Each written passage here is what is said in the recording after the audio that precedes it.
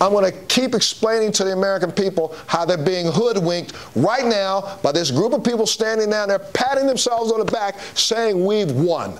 You've won nothing. You've won nothing.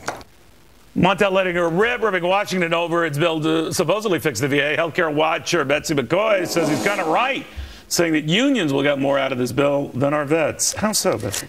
This bill is a sham. It is designed to protect union jobs, not How so? ailing vets. Well, first of all, it says that it gives every vet at the VA a choice card. True, but not the ability to use it. Once the vet gets the choice card, the vet has to prove that he's waited too long, according to the VA's definition, too long for care, or lives 40... How do they define what's too long? Well, the VA is going to define that, right? And then, once they get certified that they've waited too long for care or live 40 miles from a VA hospital, they have to get a letter saying that. Well, vets spend days, weeks, months emailing and calling the VA to get a response to anything, right? So good luck getting that letter. When they finally get the letter, that entitles them to be on the electronic waiting list. Well, that was the problem to begin with. The vets were dying on that waiting list. But isn't this providing funding for upgrading that electronic? Well, that's what they claim, but listen to this. If they finally get an appointment, they have to wait and depend on the VA to give them an appointment to a civilian doctor. Then the civilian doctor has to call the VA and get prior approval before treating. Good luck getting that phone call answered. So already there are 3 hurdles.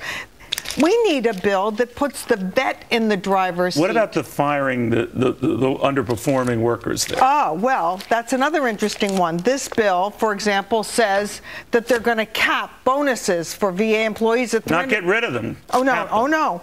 Cap them at $360 million a year. Well, isn't that interesting? That's just about what they pay out every year in bonuses. Is that right? Oh, yeah. Last year it was $393. So what's the difference with this? What I was trying to get with Montel, and he's very critical of this, as you, that isn't a flawed bill better than no bill, isn't getting them off their ass to do something better than This was great for the politicians. It saved their hides so they can leave Washington for their August recess, right?